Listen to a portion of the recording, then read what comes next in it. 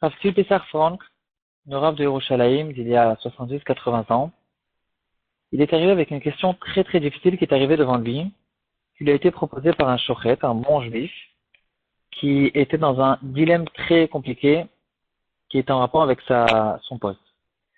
Il a reçu une proposition de travailler dans un village lointain, dans lequel il y avait des juifs qui étaient loin de la Torah, mais ils étaient quand même intéressés d'avoir un shochet pour avoir un abattage en fonction de la shrita juive. Alors, ce qu'ils lui ont dit, c'est ils lui ont dit comme ça, regarde, tu rentres dans l'abattoir, tu fais des shritot, on est intéressé d'avoir une shrita juive, mais tout ce qui est en rapport avec les tréphot, ça c'est pas pour nous, c'est déjà trop compliqué pour nous. Pour nous, ça nous suffit qu'il y a ici un juif avec une grande barbe qui vient, qui fait la shrita, et c'est tout. Laisse-nous tranquille avec les tréphot, et donc même s'il y a des animaux tarifs qui vont se retrouver dans l'abattoir, eh ben nous on veut pas perdre l'argent, tu nous le donnes, tu nous le laisses, et on le rentre dans le marché pour donner aux juifs à manger cet animal. Donc Nevela, c'est bon, Refa, on n'est pas d'accord avec. La question est très difficile, c'est une question à savoir, qu'est-ce qui fait ce shochet? Est-ce qu'il va recevoir ce poste? Est-ce qu'il va accepter de travailler avec eux pour au moins essayer de les sauver un minimum, qu'ils ne mangent pas complètement tout le temps des tréphot, des nevelotes, et essayer de faire le maximum qu'il peut, ou bien non, on ne fait pas du business avec la Torah, ou vous voulez manger kasher, ou bien je ne peux pas prendre la responsabilité. Donc il a envoyé cette question sur Rav Tzvi Pessar Frank. On va essayer d'introduire à cette question l'abdika spéciale qui s'appelle l'abdika des poumons, qui a été relevée dans les Rishonim dans la Sudbet. Et en fonction de ça, on va bien pouvoir comprendre le psak de Rav Tzvi Pessar Frank. En fait, il faut essayer de savoir quel est le danger de cette histoire. On a compris, on a déjà vu dans le shiur du lait qu'il y a une majorité de tréphot. Alors, il est possible que cette personne peut s'appuyer sur le fait qu'il y a non, je me trompais, bien sûr, il y a une majorité d'animaux qui ne sont pas tarifs. Il y a une nature chez les animaux d'être en bonne santé, chez les êtres humains aussi, et donc il y a une grande majorité qui ne sont pas censés être tarifs, et il est possible que ce shochet, il a qu'à s'appuyer sur ce rov pour faire la shrita et ne pas vérifier les poumons. Alors, c'est quoi l'histoire de la vérification des poumons? Il y a 18 tréphot dans le Pérec et l'Outrefot qui vont être cités là-bas, 18 possibilités qui causent l'animal à rentrer dans le cadre de tarif. Est-ce que on vérifie les 18 tréphot ou pas? Alors Rashi et les Rishonim déjà, ils nous disent que on n'a pas besoin de vérifier les 18 tréphot. En fait, 17 d'entre elles, on ne vérifie pas, mis à part la vérification des poumons. On vérifie qu'il n'y a pas une aiguille dans le poumon, on gonfle le poumon, des fois on le rentre dans l'eau, je pense, pour voir si ça fait des bulles, un peu comme les chambres à air qu'on réparait à l'époque, et on regarde qu'il n'y a pas un trou dans les poumons. C'est la seule tréfa qu'on vérifie. Le Shulchan Aruch, clairement, il le tranche dans ses mains de la tête, il te dit, malgré qu'on n'a pas besoin de vérifier aucune tréfa, par contre, celui qui ne vérifie pas la tréfa, il est Poretz Keder et Ishachenu Nachash. C'est un passage dans Shvé, je pense, qui dit que quelqu'un qui transgresse les takanot des Chachamim, il va être piqué par un serpent. Et donc, le poumon, c'est une takana spéciale qu'il faut, oui, vérifier. Est-ce que c'est un dérabanan habituel ou bien c'est considéré comme un minag? Là-dessus, il y a une discussion dans les Rishonim. Donc, toutes les tréphot, pourquoi on ne les vérifie pas? On s'appuie sur le rov, la majorité des animaux qui ne sont pas tarifs. Alors pourquoi les poumons, on a eu besoin de vérifier? C'est une takana spéciale que, d'après le Rambam, c'est considéré comme un minag. En fait, c'est plus qu'un minag, c'est une takana qui est arrivée du temps des Géonim, qui ont dit qu'il faut, oui, vérifier les poumons. D'après d'autres Rishonim, c'est une takana qui existait déjà du temps de la Gemara, et c'est considéré à cause de ça vraiment comme un chiyuv des Rabbanan. En tout cas, quoi qu'il en soit, il faut le faire. Pourquoi? Qu'est-ce qu'il y a de spécial dans les poumons? Plusieurs raisons nous ont été données.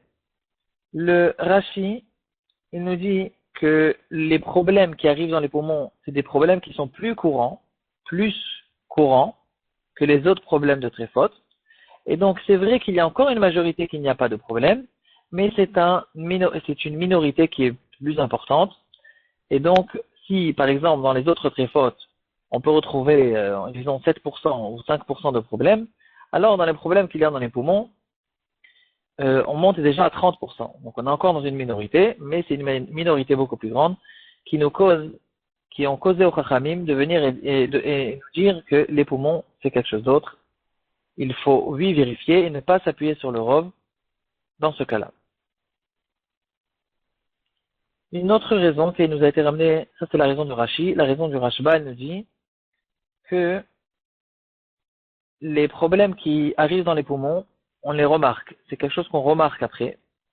Et si cette viande a déjà été shritée et distribuée chez des dizaines de clients qui ont acheté des différentes parties de cet animal, et ensuite le vendeur, il va remarquer qu'il y a un problème dans les poumons, alors il devra ramener toutes les personnes et leur dire reprenez votre argent, ramenez les morceaux de viande, ça fait des problèmes, est-ce que ça a été cuit, la casserole est devenue taref, l'autre il a déjà mangé, ça sera un grand nisayon pour le vendeur de faire revenir la roue en arrière, de faire marche arrière sur ce truc-là, et donc on a peur que le vendeur il va laisser tomber et il ne va pas prévenir ce qu'il faut prévenir, que cet animal, en fait, il est taref.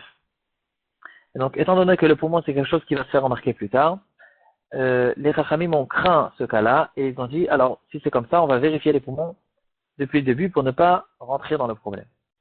Le Pri Megadim, il nous dit une autre raison. Il nous dit la vérification des poumons, elle est très simple, elle est très facile.